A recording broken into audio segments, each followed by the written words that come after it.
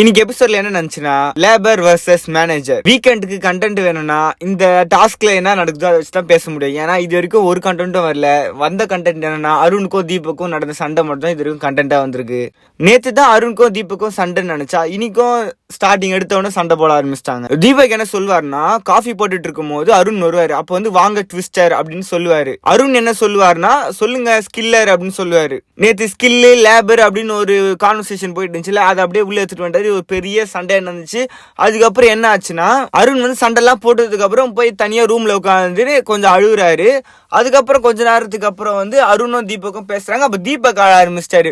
ஒரே சென்டிமெண்ட் சீனா தான் போயிட்டு இருந்துச்சு. இது மாதிரி நம்ம டாஸ்க்ல அடிச்சுக்கலாம், ஆனா இந்த மாதிரி விஷயத்துக்குலாம் நம்ம சண்டை போட்டுக்க தேவையில்லைன்ற மாதிரி சொல்லிட்டு எமோஷனலா அழுதுட்டு இருந்தாங்க ரெண்டு பேரும். அதுக்கப்புறம் என்னன்னா, டாப் 8ல ஆட்களை வந்து செலக்ட் பண்ண சொல்லுவாங்க. அதே மாதிரி 8 பேரை வந்து செலக்ட் பண்ணுவாங்க. அதுக்கப்புறம் என்ன ஆகும்னா, இந்த வாட்டரு இந்த கேஸ்லாம் ஆஃப் ஆகிடும். என்னன்னு பார்த்தா, இதுதான் டாஸ்க்னு அவங்களே வந்து புரிஞ்சுப்பாங்க. இந்த வாரத்தோட டாஸ்க் வந்து லேபர் வர்சஸ் மேனேஜர். இந்த டாஸ்க் யார் கஷ்டமா இருக்கும்னா, மேனேஜரா இருக்கிறவங்களுக்கு தான். ஏன்னா அவங்க தான் எல்லா ஒர்க்கும் பண்ணணும், குக்கிங் பண்ணணும், எல்லாமே அவங்க வந்து எடுத்துட்டு வந்து கொடுக்கணும்.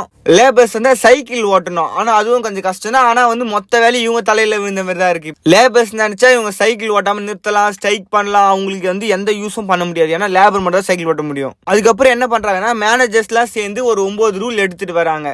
அதுல லேபர்ஸ்க்கு சில ரூல்ஸ் வந்து பிடிக்கல. என்னென்ன ரூல்ஸ்னா, யூனியன் லீடர்னு ஒருத்தவங்க இருப்பாங்க. மொத்த பேருக்கும் ரெப்ரசன்டேட்டிவா ஒருத்தர் தான் வந்து பேசணும் எல்லா விஷயத்துக்கும். அந்த யூனியன் லீடரை வந்து மேனேஜ்மெண்ட் தான் செலக்ட் பண்ணுன்ற மாதிரி சொல்லியிருப்பாங்க. அதுக்கு வந்து லேபர்ஸ் வந்து ஒத்துருந்துருக்க மாட்டாங்க. நாங்க வந்து ஒரு பெஸ்ட் செலக்ட் பண்ணுவோம், ஒரு ஒர்ஸ்ட் செலக்ட் பண்ணுவோம். அந்த ஒர்ஸ்ட் பெர்ஃபார்மர் வந்து நாங்க ஓரமா உட்கார வச்சிருவோம், இந்த மாதிரி சொல்லுவாங்க. அதுக்கும் ஒத்துக்க மாட்டாங்க. அதுக்கப்புறம் வந்து மேனேஜ்மெண்ட்ல சேர்ந்து ஒரு மீட்டிங் மாதிரி அரேஞ்ச் பண்ற மாதிரி ஒரு ரவுண்ட் டேபிளா உட்காந்துட்டு இருப்பாங்க. அப்போ வந்து லேபர்ஸை வந்து கூடுவாங்க. அப்போ வந்து அருணுக்கு வந்து ரெஸ்ட் ரூம் போகணும்ட்டு போவாரு. அப்போ வந்து முத்துலாம் கேட்பாங்க, இந்த மாதிரி எவ்வளவு நேரம் ஆகும் அப்படின்னு கேட்பாரு. இது வந்து நேச்சர், இதுக்கெல்லாம் டைம்லாம் சொல்லிட்டு இருக்க முடியாது. அப்படியே கான்வர்சேஷன்லாம் கிரியேட் ஆகிட்டே இருக்கும். அதுக்கப்புறம் சண்டையா மாறிடும். சரி அருண் போட்டோம், மற்றவங்களாம் வாங்கணும் போது லேபர்ஸ்லாம் சொல்லுவாங்க, நாங்கள் எல்லாம் ஒன்னா தான் வருவோம், ஒருத்தர் இல்லாமல் இன்னொருத்தர்லாம் வரமாட்டோம் அப்படின்ற மாதிரி சொல்லுவாங்க. அதுக்கப்புறம் கான்வர்சேஷனாக போவோம். அப்புறம் உட்காந்துவாங்க மீட்டிங்கில். மேனேஜ்மெண்ட் ஒரு ரூல்ஸ் போட்டால் அது நீங்கள் ஃபாலோ பண்ணி தான் ஆகணும். அப்படிலாம் பேசி ரொம்ப நேரம் கழிச்சு வந்து நீங்கள் 3 பேரை செலக்ட் பண்ணுங்க, அதுலேருந்து நாங்கள் ஒருத்தரை வந்து செலக்ட் பண்ணுவோம் அப்படின்னு மேனேஜ்மெண்ட் சொல்லுவாங்க.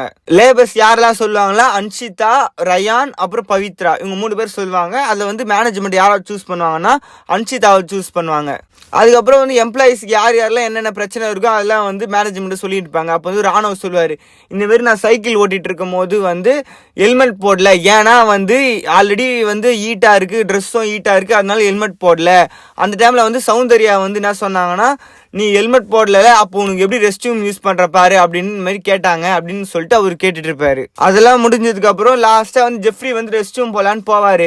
ஆனா வந்து பிக் பாஸ் என்ன சொல்லியிருப்பாருன்னா, நீங்க வந்து ஒரு ரெஸ்ட் ரூம் யூஸ் பண்றதா இருக்கட்டும், கேஸ் எரி வைக்கின்றதா இருக்கட்டும், தண்ணி வந்து இருக்கட்டும், எதுவாக இருந்தாலும் யார் ஓட்ட போறான்றத வந்து கேமராவை சொல்லிட்டு தான் பண்ணணும்னு சொல்லுவாரு. ஜெஃப்ரி வந்து ரெஸ்ட் ரூம் போகணுன்ட்டு சைக்கிள் ஓட சொல்லிட்டு அவர் பாட்டு போயிடுவார் கேமராவில் சொல்லாம. அதனால பிக் பாஸ் என்ன சொல்லுவாருன்னா, விதிகளை மீறப்பட்டதால் ஒருத்தர் வந்து சைக்கிள் ஓட்டிகிட்டே இருக்கணும் அப்படின்வாங்க. அப்போ வந்து ரஞ்சித் வந்து அந்த கையில் ஓட்டுற மாதிரி இருக்கும், அந்த சைக்கிள் வந்து ஓட்டிகிட்டே இருப்பார். அதே மாதிரி வந்து லேபர்ஸ்லாம் உள்ளே வந்து தூங்கக்கூடாது, வெளியே தான் வந்து பாய் தலைக்கணெலாம் போட்டு வச்சுருக்காங்க, அங்கே தான் தூங்கணும். வீட்டுக்குள்ளே வரணும்னா மேனேஜர்ஸ் கேட்காம உள்ளே வரக்கூடாது. இதுதான் வந்து ரூல். நாளையிலேருந்து பயங்கரமான சண்டைகள் உருவாகும்னு எனக்கு தோணுது. பார்க்கலாம் நாளைக்கு என்ன நடக்குதுன்னு.